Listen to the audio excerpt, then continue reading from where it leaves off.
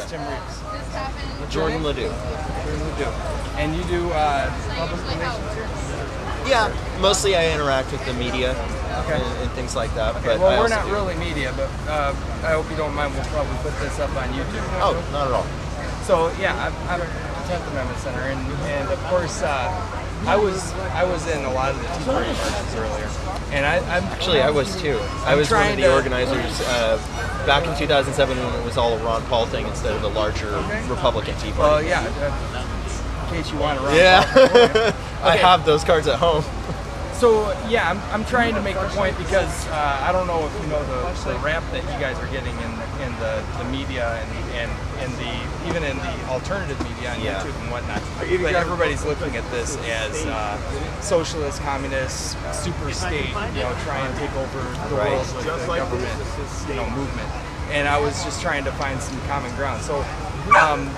So this is mostly, well, first of all, what are the demands of the Occupy movement?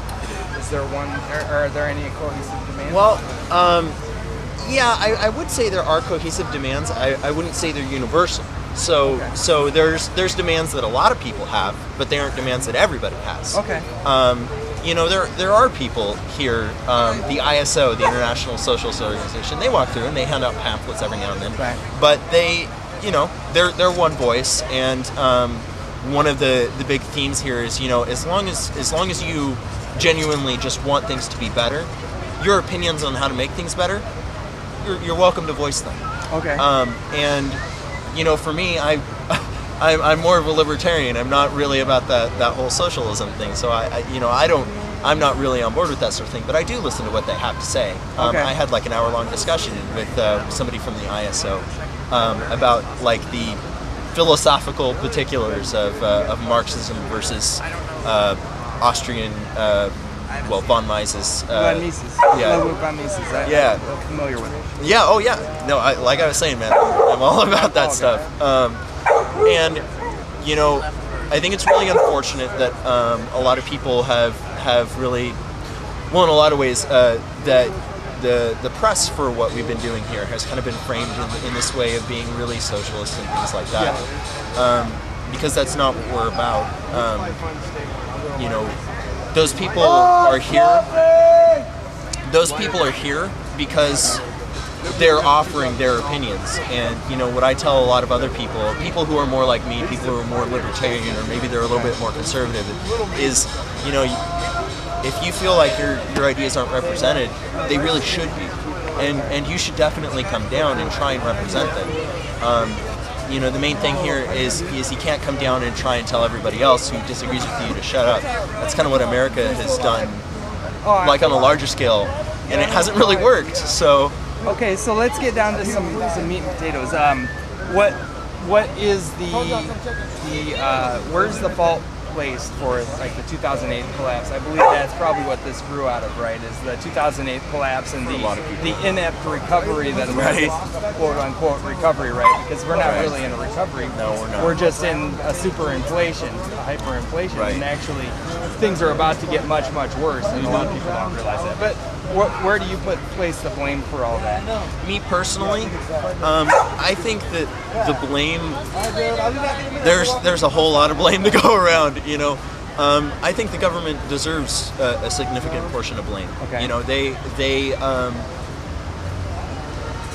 Well, I mean, first of all, the way that we have the Federal Reserve Board set up right now is that it's privately owned, so a lot of the banks that are regulated through the Federal Reserve are also members of the Federal Reserve and chairmen of the Federal Reserve, so they kind of get to make their own rules. So there's there's a rotating right. door of government and the Federal Reserve and Exactly. the upper banks, the money center banks as they're referred to in the media. And a lot of people that end up in that aspect of government, through the Treasury and things like that, are people who, both Bush and Obama, and basically what they did is they drew on, hey, you were an executive in the banking industry, how about I just put you in charge of the Treasury? And I don't see how that's a great idea. Well, that's the nature of regulation, though, right? Is you're going to go get somebody who understands the industry you're regulating, and where are you going to find those? In the industry, the actual insiders that are being regulated. So, right, in a large way, a problem. In a large way, I don't think we should be creating systems that are so complex that we physically can't have government regulate. I don't necessarily think that government regulation is the first response to most situations, but I consider myself to be not an anarcho-libertarian. Anarcho-capitalist? An anarcho-capitalist. But I consider myself to be more of a libertarian flavored type person. So, I'm willing to accept certain kinds of regulation. I just don't think that should be the first response, and I definitely think it should be limited, as much as is possible. But I do think things should work. I think things should be functional. And if we try something without regulation and that doesn't work, well, we need to try something different. I don't necessarily think that's what happened in 2008. Definitely what we did there, we were kind of selective about the regulations that we decided to take away. So instead of taking away regulation, we took away specific regulation. Right. And so in 2000, when they repealed Glass-Steagall, and they left the FDIC insurance, that probably created more of a problem than it fixed. If you would have taken away the insurance, then the consumers themselves would have regulated the banks by taking their deposits out if they were doing things that are reckless with it. Well, to a large extent, that's very true. But in addition to that, it goes even deeper within our society. We have a lot of regulation happens through the way that we issue money. All money that we have is issued as debt, and when you issue money as debt, you inherently create a situation where you need to issue more money the next year to cover the interest on the money that you issued in the last year. You have to grow a money supply when you have a fiat currency that is issued only through debt. Okay, well, I understand that. However, and I think this is missed by a lot of what they're referred to as greenbackers who think that the federal government should issue their own currency, which you can argue the positives and negatives of that, but also the Fed has 100% tax on their profit, and all of the interest that is paid to the Fed then is also created as money and given to the government. So I see your point that in order to pay the interest, you have to create more money, but the money has already been created that same year and given to the government. So it's put into circulation. I think the real problem with the Federal Reserve System is the inflation that it creates. It creates a situation where all growth is actually inflation. Yes. But what I'm saying is that's inherent to the design of the Federal Reserve, and it's inherent to the design of how we issue money. So if we really want to fix that, repealing Glass-Steagall and not getting rid of the FDIC, that certainly created problems. But even if you got rid of the FDIC, you'd still have problems that come back to the way that we issue money. I think we still would have had a whole lot of problems, because like in 2000 when they repealed Glass-Steagall,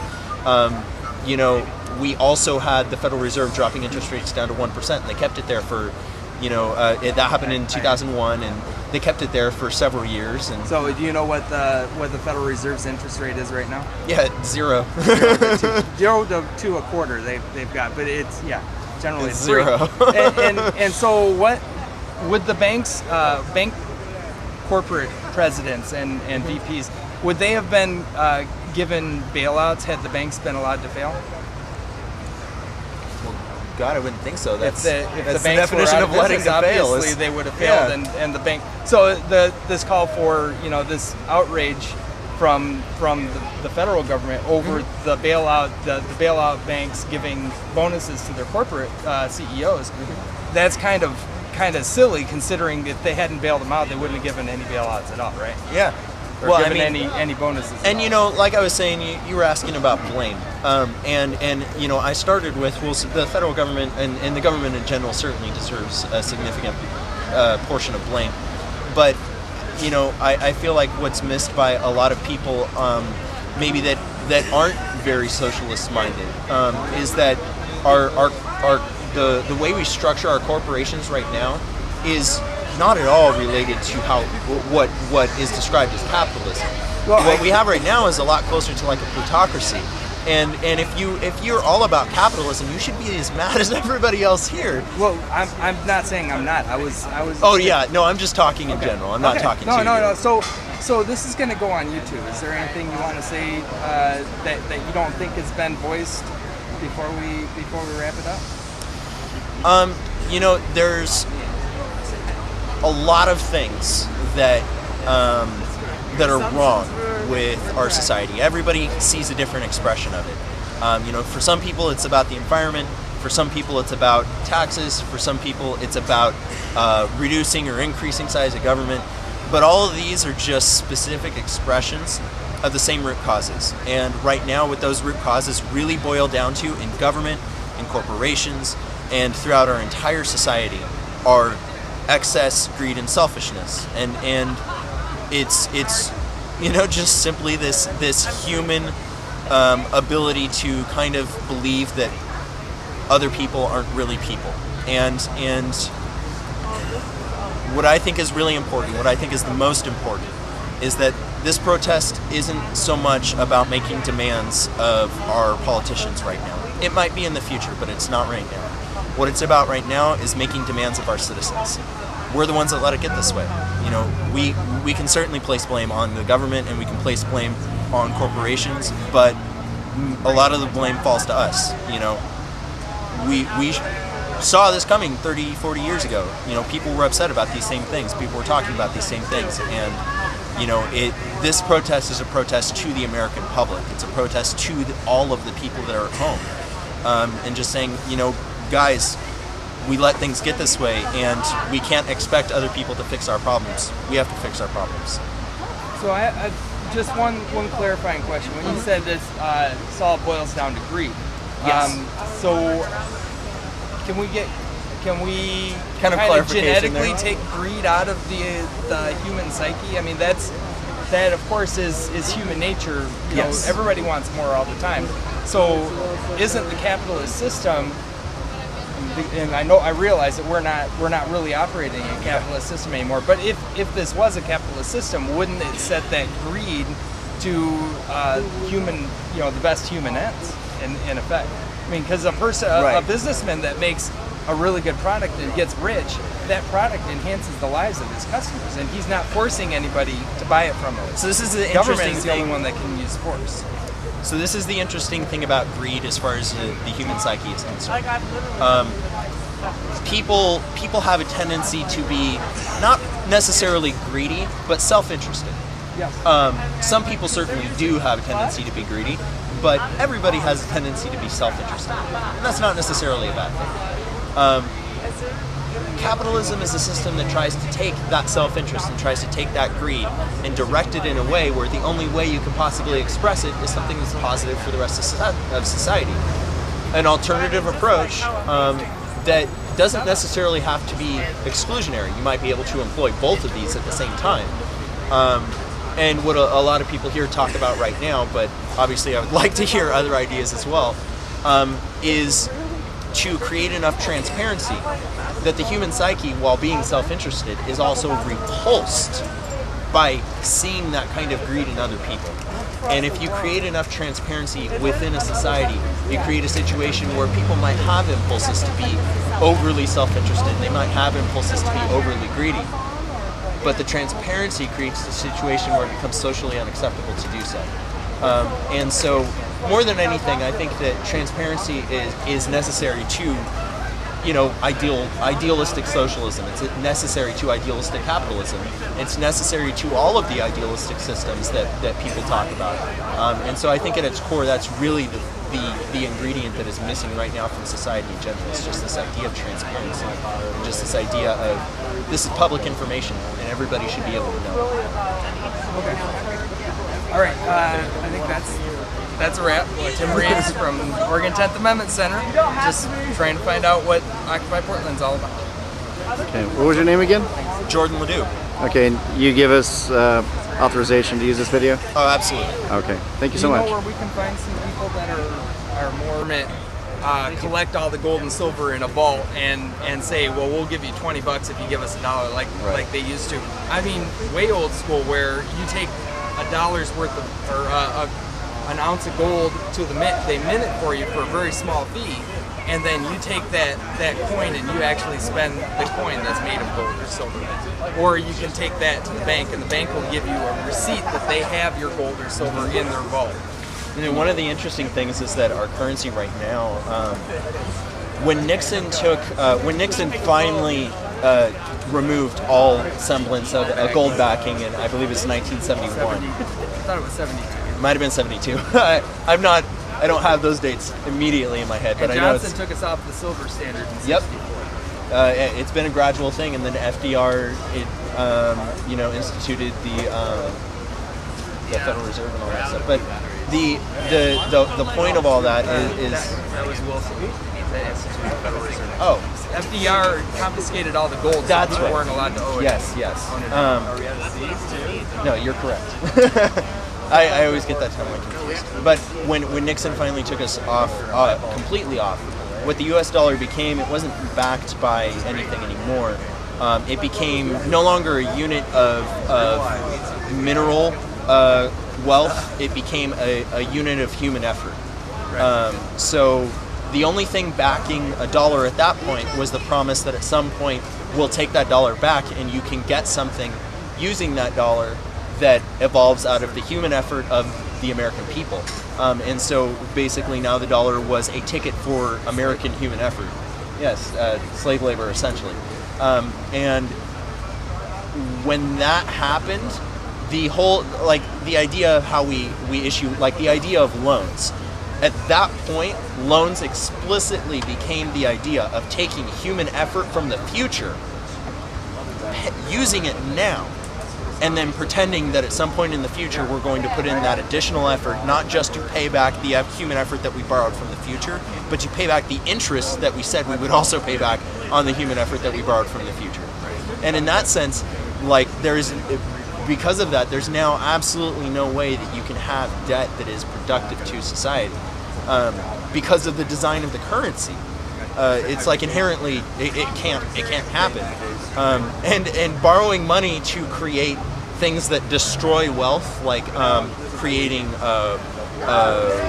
bombs or things like that, those are inherently the absolute worst way that you can use human effort, because you're borrowing effort from the future as debt, promising that you'll pay more of it back, then you're using that human effort to make something that destroys other human effort. So, and because our currency is the reserve currency of the entire rest of the world, we essentially, on that day, we decided that the entire rest of the world was moving to a system of currency where all of our currencies were based off of human effort solely. And that what that really boils down to is the idea of a promise. Because that's all it became at that point, was I work hard for this dollar and you work as hard for that dollar. And that isn't really the way that it works. People don't put in the same amount of human effort into our system to get back the same amount of currency. Not only that, but there's more currency constantly being printed. So each dollar represents less and less effort. So incrementally, yes, and which means that the first person that gets to use this newly created currency gets to use it as if it were worth the original amount of human effort that currency represented. But everybody afterwards doesn't. Right. Yeah. It's into a diluted pool after that. Yeah. What about online debits and credits like PayPal? That's basically eliminated the idea of different countries' currency because it's an exchange rate. To some extent, yeah, but then, you're still talking about this idea of currency being just, appearing out of the promise of something. Let's say, one of the government setting, when all the gold, which is already basically controlled by the central banks, was backed, the digital currency were backed by that. How would that change the game, basically? Would there be enough gold to back all the digital currency in the world? Well, no. The amount of exchange that we operate on in the world right now is we exchange things too quickly. It's not that we wouldn't be able to value things correctly in a currency that's structured like that. It's that we exchange things between each other as a society just far too quickly for us to do something like that effectively, unless we design it completely and utterly from the bottom up. And that's why you can't we could, as a country, as the United States, do something like gradually move to a gold and silver standard, yes. But if you're talking about actually fixing the problem of how our currency is designed, no, that doesn't solve that problem. Because you actually have to say, no, this whole system that we designed, we didn't do this all at once. We didn't design it all at once. I mean, anybody that did that would have been like committing treason. But it was done incrementally in steps that at the time made sense. But now they don't make any sense. And I mean, we're conscious beings. We have the ability to look at those decisions and be like, hey guys, this doesn't make sense anymore. How about we do something different that does make sense? Do you think like a time credit barter system might work? There's actually a city in New York that has started to issue a town currency that is worth an hour of labor. And if they're only doing trade within this town, they don't even use US dollars anymore. They just use this currency that represents 1 hour of effort. So they pay for like mowing the lawn with that. Some people actually buy groceries with that. And that's kind of an interesting idea. So is a unit of labor by, say, a doctor worth the same amount as a unit of labor by, say, a lawnmower? That's an interesting question. The question that should be asked is not is the labor worth the same? The question that should be asked is the compensation the same? How are they compensated? Well, a doctor isn't that the same question? I mean, if not an hour necessarily. of labor is worth a certain amount, they get compensated that amount. If another hour of labor is worth a certain amount less, then they get compensated that amount less. No, it's true. So and that an hour hour of is labor, like I don't not necessarily worth the think an same hour thing. of labor is the correct way to run a currency either. But I was noting that it was kind of an interesting thing that has been done. How would you factor in like merit? Like that's job Merit? well done. Yeah. Like, So the way that if I were running the world and I were the supreme ruler of everything, for a day. Yes, king for a day. And this actually, the book that I was talking about that I'm in the process of writing talks about this too. The way a currency should be structured so that things that actually don't belong to anybody, like the amount of iron that is available on the earth, is something that's available to society. Yes, there are people that go and they do the work to find those things, but there's a finite amount of that. Those things are used for all sorts of things. And a lot of the finite material resources on our planet are things that fundamentally belong to the people that are alive at the time. But if you go and dig some steel out of the ground and provide it to somebody to use as a product, are you not? I mean, the person that takes it from you saying this is common material that the entire society owns. Shouldn't they have to go to get it out of the ground and fashion it themselves? This is the disconnect we have in our society right now. Is that we have two concepts of ownership that we tie together, and we pretend that they're the same thing and they're not. Ownership, like physical ownership of a thing, is saying I'm the only person that gets to use this thing. But decision-making ownership of a thing is saying this belongs to me, so I get to say what happens with it. They are actually different concepts of ownership, but we think of them as the same thing. Actually, you can't be an owner unless you can decide what something. I mean, the government tries to make those two separate things. But ownership is ownership. If you own it, you get to decide what happens to it. You get to decide if you give it to somebody and how much you're willing to accept for it, and how much if you're willing to sell it at all. I mean, property is property. You know, that's why people can't be property. That's why, you know, because you can't. You know, the other person has to own themselves. Right. You are your own property. Exactly. You get to decide what you do, when you do it, how you do it, and in the end, anybody who tries to take your labor for you, which is what it took for you to go get the steel out of the ground, and say that that's not yours anymore. Well, see, they are saying that you're a slave. This is the interesting thing. The people who go and they dig the iron out of the ground, they don't own it. They don't. I mean, I defy you to pretend that they do. They don't. Who owns it? The people that told them to go do that. And it's not even the people that told them to go do that. No, they paid them to go. They paid them a wage to go do that. The person that went and did that isn't a slave. They agreed to go do that for money. So the person who actually has the capital that allowed them to do that, the machines, the picks, the axes, they are paying somebody to use their capital to get it. And the people that are working for them are accepting the job because they're getting capital that they didn't have that makes them more productive, that allows them to make more money with that. That is something I disagree with, and I will explain why. Take a guy who's sweeping the ground in a forest. How much is the forest going to pay him to do that? But take a guy who's sweeping the ground in a warehouse. He's getting paid money to do that. Yes. However, the person who uses somebody else's capital to take iron out of the ground, right? They are being compensated with money. That's what you're talking about. Yes. They're being first of all, they agreed to do it, so Right. they're not slaves. Right. They I being wasn't making that compensated- claim either. I know, but they're being compensated with money. So they agreed to dig the ore out for that person for the amount of money that person did it, and they did it because they got extra capital to be able to be more efficient. They got paid more working for that guy than working for themselves. Okay, so this is where this breaks down. Dollars are a temporary medium. They are a medium of exchange. All currency is just a medium of exchange. The only purpose that currency serves is to act as a go-between when you have different things, disparate parts of society that need to interconnect. The only purpose of currency is to interconnect these disparate parts of society. Currency is not a capital. The capital that you already had was your labor. You are exchanging your labor for a theoretically equal amount of a separate capital, but you never gained capital and you never lost capital. The capital is the pickaxes, the spears. Yes. Those are materials things that are also capital. That make you more efficient are capital. Human labor is labor. That's No, labor is a capital.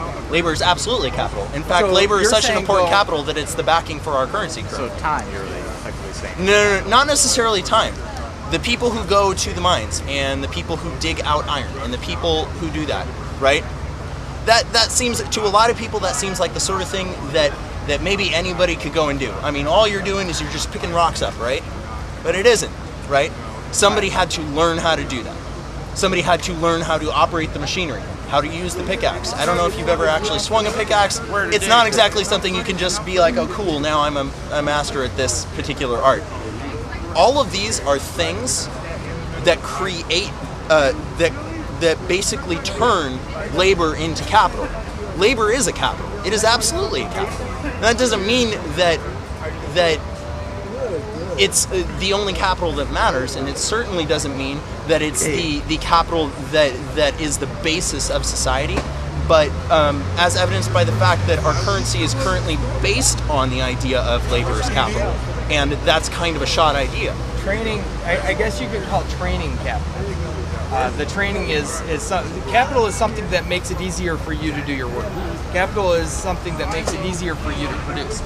Your training could also be considered capital to go with the pickaxes and shovels and whatnot. But So training is a word that implies that somebody else gave it to you. Education is what actually occurs. Education, training. Do you think there should be a global standard of education in trades? Oh, absolutely. Yeah.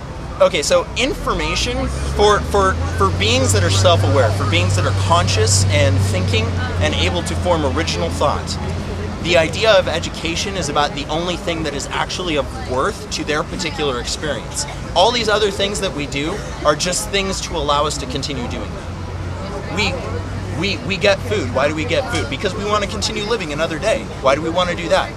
Because you want to continue experiencing. Okay, so then what is experiencing about? The only thing you gain by continuing to experience is additional information about the world around you, about reality around you. Maybe you learn how to do something new. Maybe you learn something about yourself. But the only thing that you actually gain by continuing to experience day after day after day is the ability to increase the information that you understand and increase the information that you are able to organize. And because of that, fundamentally, to humans as a species, all these other things are secondary. The only thing that actually matters to the individual people that constitute all of society is information. And education is the way that you disseminate that. So absolutely, education has to be a fundamental part of any way that we structure any society. It doesn't mean it has to be government run. It doesn't mean it has to be run by any private entity either. Just the idea that information is information.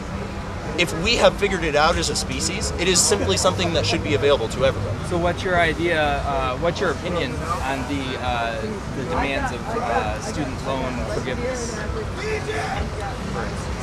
Well, I feel like that's like picking the maggots off of a rotted piece of fruit. It's, I mean, it's important because the maggots are kind of annoying, but it's still a rotted piece of fruit. So do you think that the government should I guess assume all student loans is what it would look like if you were to try and forgive all student loans, or force the banks to That'd be something that would be that would be monetarily impossible for the government to accomplish. There's like what, $1.1 trillion in student loans. There's no way they could assume $1.1 trillion in loans. The size of it, but have you seen the recent attempt that I think the Obama administration's passed actually by executive order? They've oh yeah, that's lovely. They've caused, or he's said that the maximum you can be allowed to pay or required to pay on your student loan debt is 10% of your disposable income, which they consider all income above the poverty line. Mm-hmm. And after 20 years, it's all student loan will be forgiven. Or, well, really what that'll be is the government accepts it and the taxpayers pay for it. Do you think that should happen? Well, it kind of depends on how that works. If the way that particular implementation of that works is after 20 years it just goes away, well then what you're doing is you're asking the banks to figure in the risk, and then it gets priced into everything. And but the government guarantees all those loans. So that that's a different thing than the government through force majeure saying no, this is the period of loans, and after that those go away. So that's actually the government through force majeure saying all taxpayers have to pay for a college education minus that. If the government assumes the loan. Those are different things. If you create a law that basically says, no, after 20 years, the loan is gone, it just disappears, that is different from saying that the government assumes the rest of it. And if you do it the first way, yes, it would. If you do it that way, then what you're asking, assuming you're doing it that way going forward instead of retroactively, then what you're asking is for the people who issue student loans to figure the risk of that into the price of the loans that they're putting out. So yeah, that would, like I said, do away with student loans, because there's no way that risk could ever be calculated in. So student loans are the only kind of debt right now that can't be forgiven in bankruptcy court? I do know that. That's kind of bullshit. Well, that's because the federal government guarantees it. I'm pretty sure tax debt also can't be forgiven in bankruptcy court. Well, yeah, but then that's like your party between you and the government. I mean, also based upon the fact that the federal government controls the bankruptcy court. Yeah, exactly. I mean, that's kind of a rigged system anyways. The federal government, do you think that the federal government should guarantee student loans? I mean, yes and we no. didn't I have don't. so much money to pay in the first place when we had school like European colleges. We wouldn't have to worry about the student loan debt. I'm sorry, say that again? I mean, if the college didn't cost so fucking much, we wouldn't have to worry about all the student loans and the debt it's causing taxpayers. So what do you think is the cause of the colleges costing so much? He may know the answer to that, but in Europe they don't cost damn near as much as they do here. So it's possible for them to not cost so much. I've got a pretty good idea of what it is. Do you want to take a stab at it? On what causes it? What causes college to cost so much? Well, it's not college everywhere. It's only the college in America. The primary thing from my perspective, just in America, right? Well, in England, the primary thing I know that causes colleges to cost so much is the fact that almost all college tuition is funded by debt that's pretty freely available, which creates an artificial money supply available for people who are going to school. Why is the sad reality that we don't want to accept is that with the way that our current higher education system is structured, where the amount of money you have dictates what you should be able to learn, with the system set up like that, we simply should not have that many people going to college. So why is the debt so freely available? Well, because you can't get rid of it in bankruptcy court, so it's backed by the federal government, so it's a really good deal for anybody who's issuing because debt. Because it's federal government guaranteed to the banks. I mean, they're both. They're both things. Well, yeah, but the banks wouldn't loan the money if the government didn't guarantee it for people to go to basket weaving school for $50,000 a year. Well, no, they probably wouldn't. Right? There would be very few student loans, and they would only be for very important majors like medicine. It's important to point out, though, that there is not a carte blanche. Every single loan that is issued for the purpose of higher education is insured by the federal government. In order to do that, you actually have to fill out forms that go through the federal government, and you actually have to get approved for specific loans. That's not to say that that doesn't create an additional problem. I think it does. Right, but there's also... But there are private loans that are also given out, and those are also not absolvable through bankruptcy court, and those are also things that create additional But why aren't they inflation in the money absolvable supply. for bankruptcy court? It's because of It the is. laws that the federal government made to But make yes, it so I that you mean- can't. So this is a 100% government-created problem. It's too expensive. I mean, not if you were to not go back, necessarily. I mean, you look at. I mean, yes, there are a lot of things that are done through. I mean, more regulation and less regulation. Both of those things fall to the federal government. It's a choice that's made, and so you can say that every single thing that happens is the fault of the federal government. Yes, but that kind of obviates the stark reality but if that you these go are all back to the interconnected 1830s, systems. If you go back to the 1830s, before government loans for higher education, and you look at college, it costs to go to Yale, which is a pretty high school. Yeah. It costs about $100, which is 5 ounces of gold in the day for a year. So, and the average person made a lot more back then, when priced in gold. And so that was essentially a summer job that the student would take. They would go to school, they would take a summer job and pay their tuition. They would live at home all day.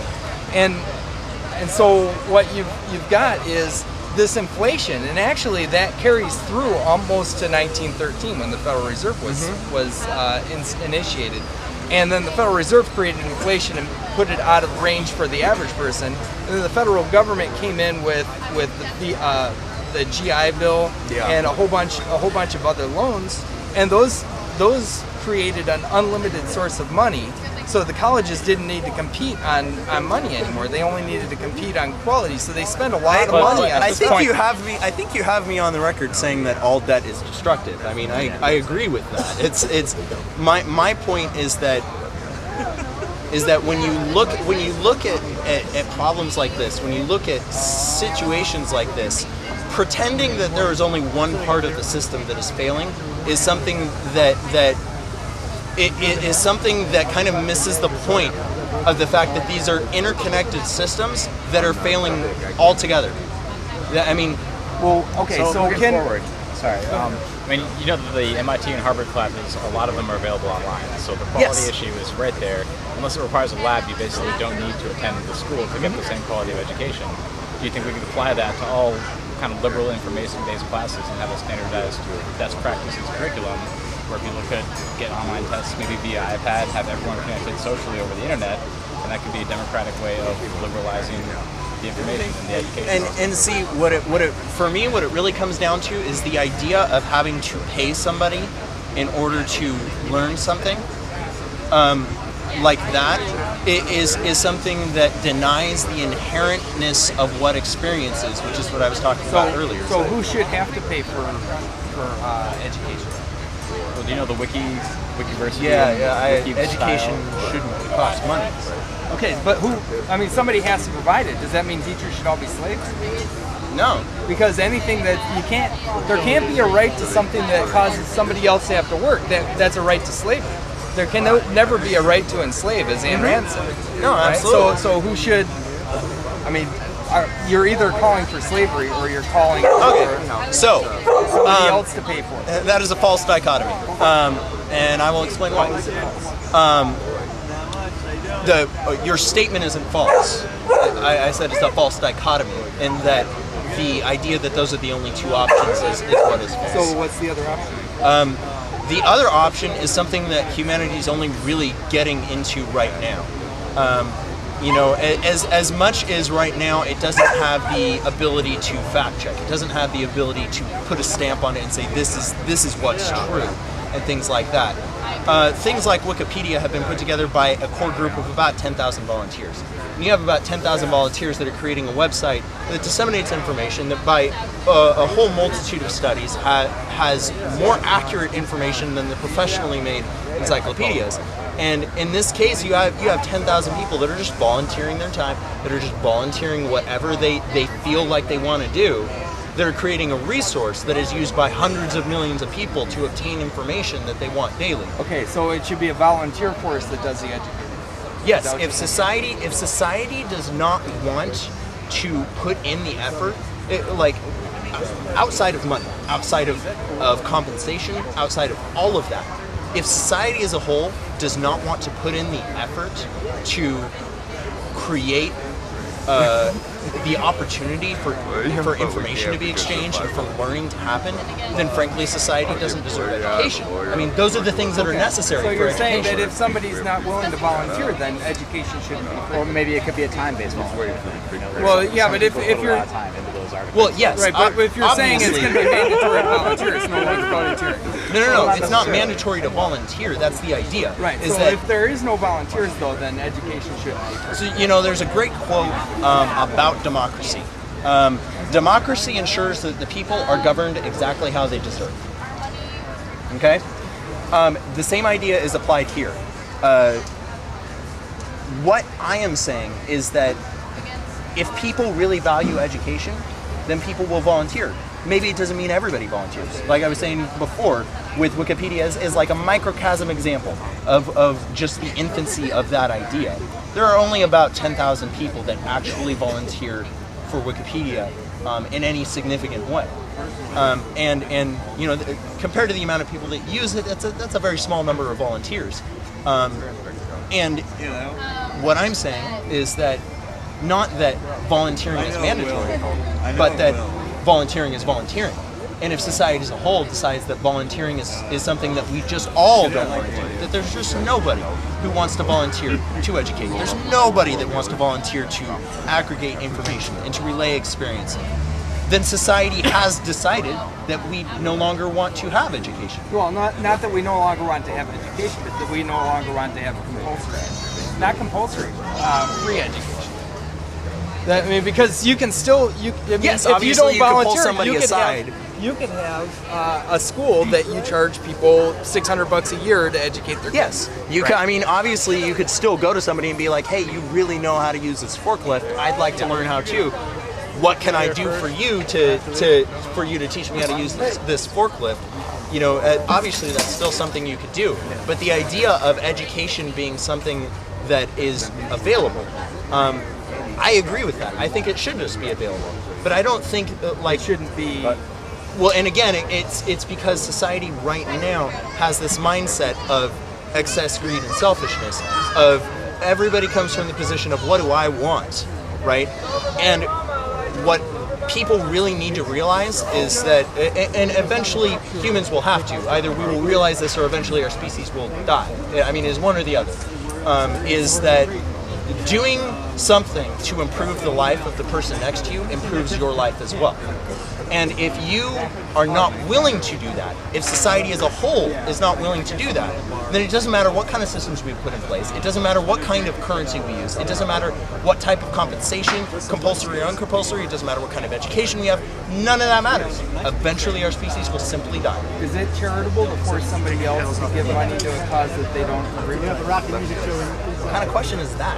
Well, I'm just wondering. I mean, you're saying that the excess. I'm asking. What if somebody doesn't want to give? What if they're selfish? Then they are free to be selfish.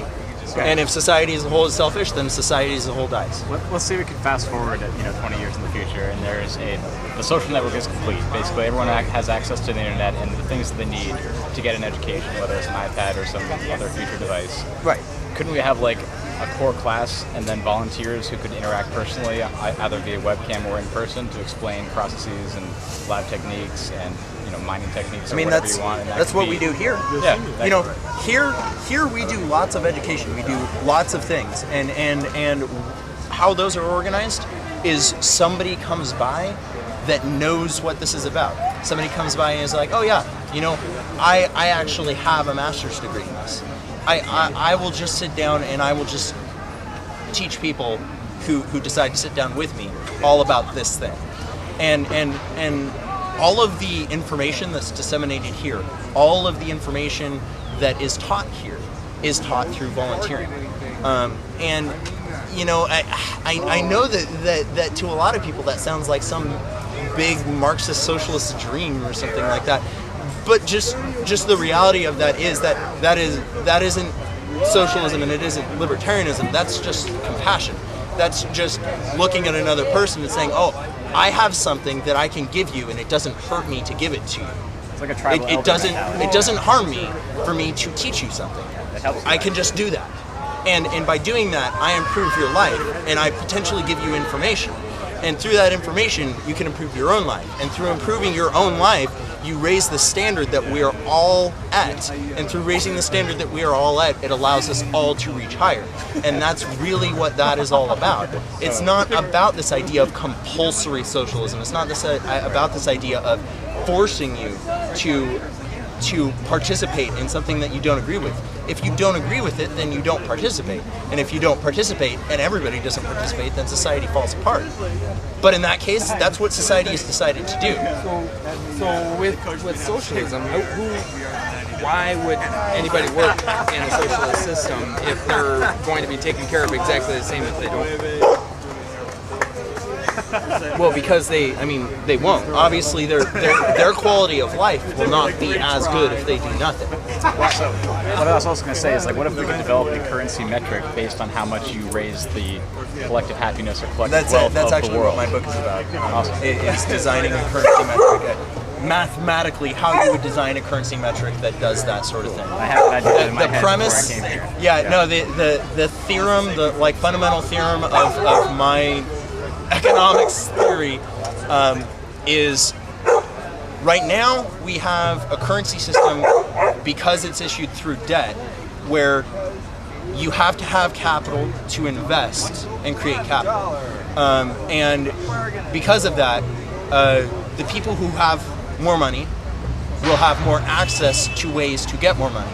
And because of that, you will always have this situation where the people at the bottom will get better, but they will get better slower than the people at the top, and you will get this widening thing going on. That is just the design of our current system.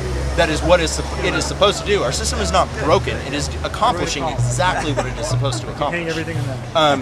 But this is the way to blow up the Death Star. Well, yeah, the idea that the currency that I'm talking about is based upon is what if people who had more money had a harder time getting incremental amounts of additional currency, and people who had less currency had an easier time getting incremental amounts of currency. That doesn't mean that you put in less effort. That doesn't mean that you put in less time. That doesn't mean that you're worth less to society. So what barriers would you put in their place to make it harder for them to accumulate capital? So again, right now you're approaching it from the mindset of a debt-issued currency, in which case investment, where you take $1 and say, okay, I'm going to give this to you, you go do something with it, and you agree to pay me back some additional amount later. A debt-issued currency mindset will never understand this concept. And what I'm talking about is a system where the currency design itself is more of an inverse design. So right now we have an incremental design. $1 is worth $1 is worth $1, and if I am able to steal $5 from you, or you are able to give me $5, or I am able to work hard and you are able to give me $5, it is all the same. It doesn't matter, right? What I'm talking about is mathematically designing a currency such that the total aggregate amount of currency that you possess is something that determines your access to other ways of gaining additional currency. And one of the ways that happens is fundamentally through the design of what a currency is worth. You don't even necessarily have to put regulations in place. You don't have to put laws in place that say, no, you're not allowed to be that rich. If you really want to be that rich, you can work really, really, really hard and get those incremental amounts. I mean, if you really want that kind of luxury, sure, put in that effort and you can get that kind of luxury. But the idea is that when you have gotten to the average point, when you've gotten to the point where, okay, this is the standard of living, and you say, oh, I want to get above that. Oh, okay, well, you're asking to live better off than what the common person does. So why don't you put in a little bit more effort to do that? Well, okay, if that really matters to me, then I'll go do it. But if it doesn't, then I'll just kind of like work at raising what the standard is. And so like you have people that are very skilled, like somebody you brought up, a doctor, right? A doctor is somebody that has to go through a lot of education. They have to put in a lot of time. They have to invest a lot of their lives to do what they're doing. And they obviously, they do that for the promise of security in the future. And some of them do it because they find it fulfilling, right? Fundamentally, the things that you do, the things that you put human effort into, are things that should always be fulfilling. You shouldn't be, I mean, it goes back to the idea of forced slave labor, right? You shouldn't be doing things that you don't find fulfillment in, fundamentally. And so if you're only going into a job because our currency system has made it such that, well, you know, just do this thing and, you know, you'll be set for life. Well, you're not doing that because it's fulfilling. You're doing that because you're afraid. You're doing that because you have fear about the future. Because our society has created instinctual fear within you about what might happen sometime in the future. But it might be fulfilling to be set for life. So. Yes, it might be. It certainly might. But the actions that you're going through, the things that you put your time and effort and energy and yourself into should always be fulfilling. And that's what I'm saying society should be designed. Would you maybe point at like social capital or goodwill capital or even natural capital? Like, would there be a way to kind of put a distinction on it? Because you're basically kind of talking about capital. We're gonna need to wrap this up. So, where is somebody more of a, you know, I don't know, Alternative viewpoint? Liberal-ish. I don't like to use liberal because I refer to myself as classic liberal. So, you know, there's liberal means more than one thing. Is there another person? Where's the socialists? More of a, I don't want to call names, but socialist. It's not really calling names.